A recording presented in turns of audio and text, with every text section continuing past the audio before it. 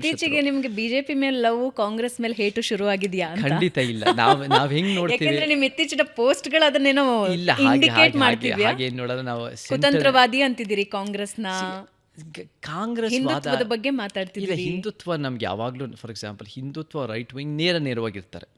ಅವರಲ್ಲಿ 35% ವೋಟ್ ಇದೆ ಕರ್ನಾಟಕದಲ್ಲಿ, 38% ದೇಶದಲ್ಲಿ ವೋಟ್ ಇದೆ. ಅವರು ಒಂದು 100 ವರ್ಷಗಳಿಂದ, ಇವತ್ತು 1925 ಅಂತಲೇ ಇಟ್ಕೊಳ್ಳೋಣ, 2025 ಅವರ ಸಿದ್ಧಾಂತದ ಪ್ರಕಾರ ಅವ್ರು ಕರ್ಕೊಳ್ತಾ ಬಂದಿದ್ದಾರೆ. ಆ ವಿಚಾರಕೊಂಡು ಸೈದ್ಧಾಂತಿಕ ನಮ್ಮ ಭಿನ್ನಾಭಿಪ್ರಾಯ ಇದೆ ಹೊರತು ನಮಗೆ ಅವರು ಮತಪೆಟ್ಟಿಗೆಯಿಂದ ಬಂದಿಲ್ಲ ಅಥವಾ ಅವರು ಹಿಂಸಾತ್ಮಕವಾಗಿ ಬಂದಿದ್ದಾರೆ ಅಂತ ನಾವು ಹೇಳೋರಲ್ಲ. They have come to the ballot box democratically, but ನಾವು ಅವ್ರನ್ನ ಸೈದ್ಧಾಂತಿಕ ವಿರೋಧ ಮಾಡ್ತೀವಿ. ಬಟ್ ಆ 35% ನಮಗೆ ಕ್ಲಿಯರಾಗಿ ಗೊತ್ತಾಗುತ್ತೆ ಭಾವನವರೇ. ಅವ್ರು ನೇರವಾಗಿ ಮಾತಾಡ್ತಾರೆ, ನೇರವಾಗಿ ಅವ್ರ ಸಿದ್ಧಾಂತಕ್ಕೆ ಪ್ರಸ್ತಾಪ ಮಾಡ್ತಾರೆ.